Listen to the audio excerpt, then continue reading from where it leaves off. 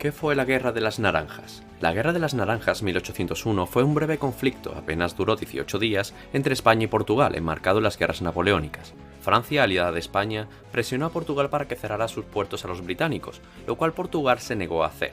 Como resultado, España, bajo el liderazgo de Manuel Godoy, invadió Portugal en mayo de 1801. Las tropas españolas avanzaron rápidamente, ocupando sucesivamente una docena y media de poblaciones portuguesas, como Arronches, Castelo de Vide, Campo Mayor, Portalegre u Olivenza.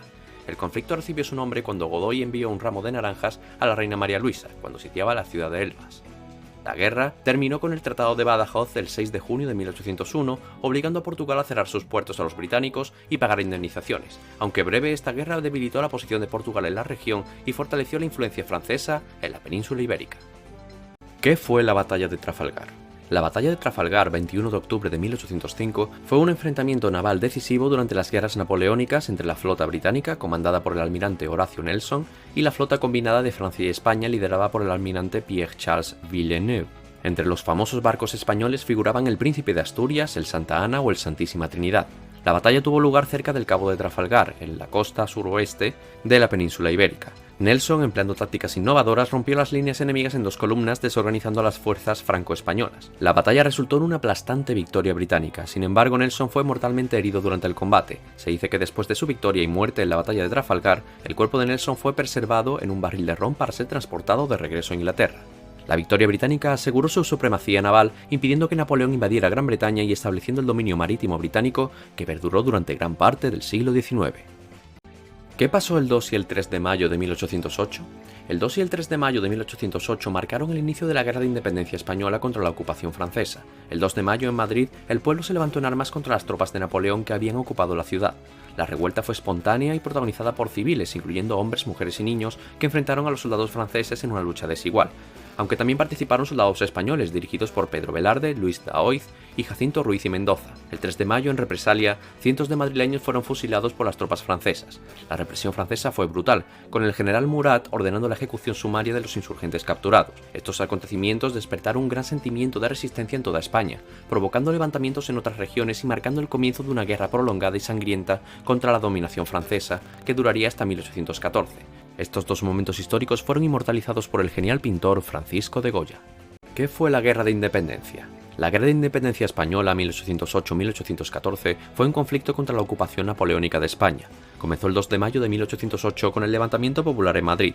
La resistencia se extendió rápidamente por todo el país, combinando guerrillas locales y ejércitos regulares. Destaca la victoria de Bailén, donde el ejército español improvisado dirigido por el general Castaños venció al sofisticado ejército francés del general Dupont. La guerra fue caracterizada por su brutalidad y el uso de tácticas de guerrilla por parte de los españoles. Uno de los grandes representantes de esa estrategia fue Juan Martínez Díez, conocido como el Empecinado. Los británicos, bajo el liderazgo del duque de Wellington, apoyaron a las fuerzas españolas, contribuyendo a varias victorias clave, como las batallas de Arapiles y Vitoria. La guerra también tuvo un fuerte componente político, con la formación de juntas locales y la redacción de la Constitución de Cádiz de 1812. La guerra debilitó significativamente a España, pero también fomentó un sentimiento de identidad nacional y marcó el comienzo del fin del dominio napoleónico en Europa.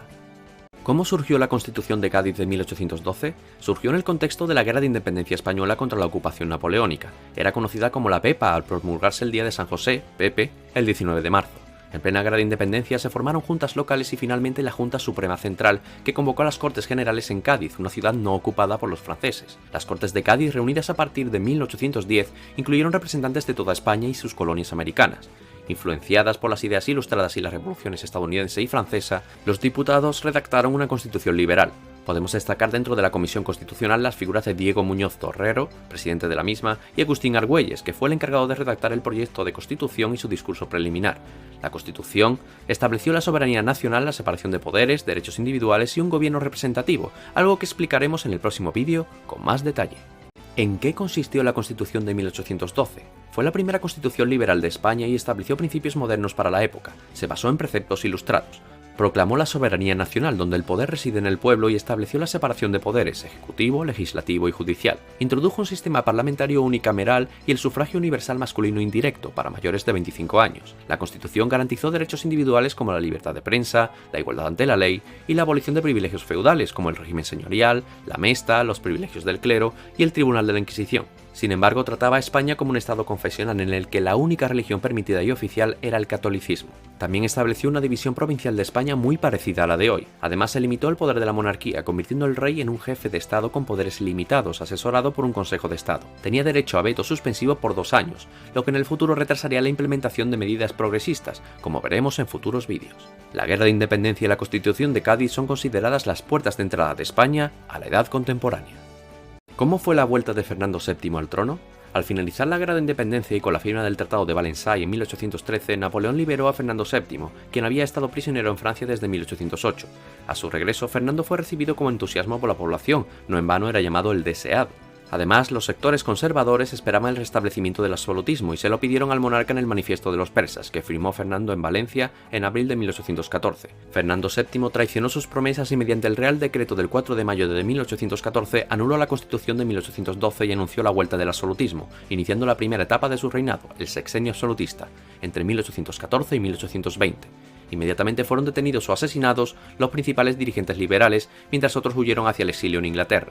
Era la vuelta al antiguo régimen en un contexto internacional determinado por la derrota de Napoleón y la restauración del absolutismo en Europa mediante el Congreso de Viena en 1815. ¿Qué fue el trienio liberal? El trienio liberal 1820-1823 en España fue un periodo de gobierno liberal iniciado por el pronunciamiento de Rafael de Riego el 1 de enero de 1820, que restauró la Constitución de Cádiz de 1812. Este levantamiento, apoyado por sectores militares y civiles descontentos con el absolutismo de Fernando VII, obligó al rey a aceptar nuevamente la Constitución y a formar un gobierno liberal. Durante el trienio liberal se implementaron reformas significativas, incluyendo la desamortización de bienes eclesiásticos y la reorganización del ejército y la administración. Se promovió la libertad de prensa y se intentó modernizar el país bajo los principios del liberalismo. Sin embargo, el periodo estuvo marcado por conflictos entre liberales moderados y exaltados y la oposición de absolutistas y sectores eclesiásticos. La inestabilidad política y social llevó a la intervención de la Santa Alianza, que envió a los 100.000 hijos de San Luis, un ejército francés que restauró a Fernando VII en el poder absoluto en 1823, poniendo fin al trienio liberal y desencadenando una nueva ola de represión contra los liberales. ¿Qué fue la década ominosa? La década ominosa 1823-1833 viene tras la restitución de Fernando VII como monarca absoluto tras el trienio liberal. A pesar de las peticiones de la Santa Alianza de proclamar una amnistía y algunas reformas moderadas, Fernando llevó a cabo una dura represión contra los liberales. Destaca como símbolo de la persecución fernandina el fusilamiento de Torrijos o la ejecución de Mariana Pineda por bordar una bandera liberal. La situación económica estaba agravada por la pérdida de la mayoría de territorios americanos, lo que llevó a la colaboración con el sector moderado, es decir, con la burguesía financiera de Madrid y Barcelona a través de un arancel proteccionista para sus productos. Estas medidas desagradaban a los sectores más conservadores, al no haber restablecido el monarca la Inquisición. Destacaron en 1827 en Cataluña los malcontents, que defendían el retorno a las costumbres y fueros tradicionales. Estos sectores empezaron a agruparse en torno al hermano del rey, Carlos María Isidro, como previsible sucesor. En conclusión, la década ominosa fueron años de represión y crisis que demostraron la necesidad de un cambio real en España. ¿Cómo acabó el reinado de Fernando VII? En 1830 nació la hija del rey, Isabel, que dio lugar a un conflicto en la sucesión. La ley sálica, de origen francés implantada por Felipe V, dificultaba enormemente el acceso al trono a las mujeres, pero Fernando VII, influido por su esposa María Cristina, derogó la ley a través de la pragmática sanción para abrirle el camino a su hija. Los carlistas, que apoyaban al hermano del rey, Carlos María Isidro, como heredero, se negaban a aceptar la situación e incluso presionaron al rey para reponer la ley sálica. No solo se trataba de si reinaba el hermano o la hija, sino si se asentaba una u otra realidad social en España, el antiguo régimen o el liberalismo. Aquí nacen las denominadas dos Españas. Durante la enfermedad del rey en 1832, María Cristina fue nombrada regente, decretó la vuelta de los liberales exiliados y se preparó para enfrentarse a los carlistas. En 1833, Fernando VII moría reafirmando a su hija Isabel como heredera, mientras la regencia era asumida por su madre hasta que alcanzara la mayoría de edad. ¿Qué es el carlismo? El carlismo es un movimiento político que surge en España tras el reinado de Fernando VII, que propone a Carlos María Isidro de Borbón como heredero y legítimo rey en lugar de Isabel, la hija de Fernando. El carlismo defendía una monarquía absolutista, la tradición católica y los fueros regionales en oposición al liberalismo y las reformas centralizadoras promovidas por los isabelinos.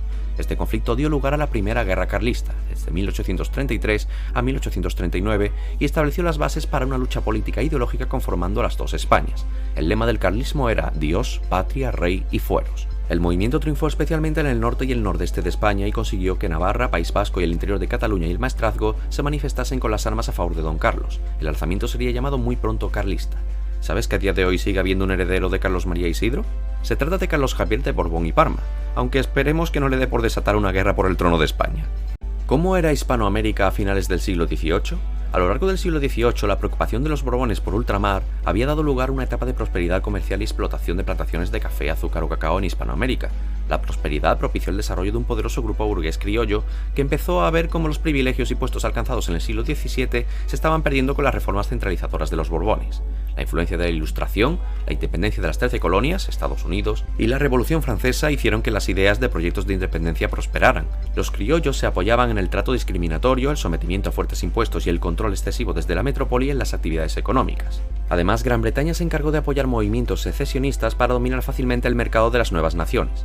Estas circunstancias, unidas a la crisis española en plena guerra contra el francés, propiciaron la independencia de la América hispana. ¿Cómo fue la independencia de Hispanoamérica? En 1808 los criollos crearon juntas que asumieron el poder en sus territorios, muchas de ellas se declararon autónomas respecto a la metrópoli. Entre los focos secesionistas destacaron el Virreinato del Río de la Plata, donde José de San Martín proclamó en 1810 la independencia de la República Argentina, también el Virreinato de Nueva Granada y Venezuela con Simón Bolívar al frente, y México, cuyo levantamiento lideraron Miguel Hidalgo y José María Morelos. En 1814, al acabar la guerra contra Francia, Fernando VII envió 10.000 soldados a pacificar Nueva Granada y México, si bien no pudieron triunfar en Paraguay y Argentina. San Martín atravesó los Andes, derrotó a los peninsulares en Chacabuco y Chile se independizó. Bolívar desde el norte derrotó a los españoles en Boyacá y Carabobo, poniendo las bases para la formación de la Gran Colombia, Venezuela, Colombia, Ecuador y Panamá. En México el movimiento fue liderado por Agustín de Iturbide, independizándose en 1821. Tras la independencia de Perú y Bolivia, finalizó la presencia española en la América continental. ¿Cuáles serían los problemas para los nuevos estados hispanoamericanos? La emancipación de los territorios hispanoamericanos y la creación de repúblicas independientes presentó una serie de dificultades. En primer lugar, el sueño de los libertadores como Bolívar de crear una América unida, poderosa y solidaria se mostró imposible. Los intereses de caudillos locales, burguesías comerciales y grandes terratenientes produjeron la fragmentación del territorio. El peso del ejército en la política fue una constante en la nueva realidad de Hispanoamérica. En segundo lugar, muchos de los criollos que habían dirigido el movimiento de independencia abandonaron a su suerte a la mayoría de población india y negra, lo que daría lugar a fuertes convulsiones en los años venideros. En tercer lugar, la independencia política de España no supuso la independencia económica para Sudamérica y Centroamérica. El dominio español fue sustituido por las constantes intromisiones de Gran Bretaña y Estados Unidos, siendo los primeros en reconocer a las nuevas naciones. Estos serían algunos de los obstáculos de los antiguos territorios del Imperio Español en ultramar que empezaron a seguir su propio camino, si bien con un bagaje y una historia que ha condicionado su realidad en el día de hoy. ¿Cuántas constituciones hubo en el siglo XIX en España? Empezamos con el Estatuto de Bayona en 1808, impuesto por Napoleón. No fue una constitución como tal, sino una especie de carta otorgada. Seguimos con la Constitución de Cádiz de 1812, la PEPA, la primera en España, de la que ya hemos hablado en el canal. El siguiente texto es el Estatuto Real de 1834, obra de Francisco Martínez de la Rosa. Tampoco es una constitución como tal, aunque comparte algunas características. Vamos con la Constitución de 1837 de Salustiano Olózaga, aún durante la regencia de María Cristina. La siguiente, ya siendo Isabel II reina, es la Constitución de 1845 de Donoso Cortés, elitista y moderada. El siguiente texto es de 1856, con la Constitución progresista non nata, que no llegó a publicarse durante el bienio progresista. Seguimos con la Constitución Democrática de 1869, en el Sexenio Democrático. La siguiente sería la Constitución Republicana de 1873, que no llegó a ver la luz debido a la efímera aventura republicana. Por último tenemos la Constitución de 1876, conservadora, liderada por Cánovas del Castillo en el contexto de la Restauración Borbónica. Sígueme para más en YouTube, El Rincón de Joselillo.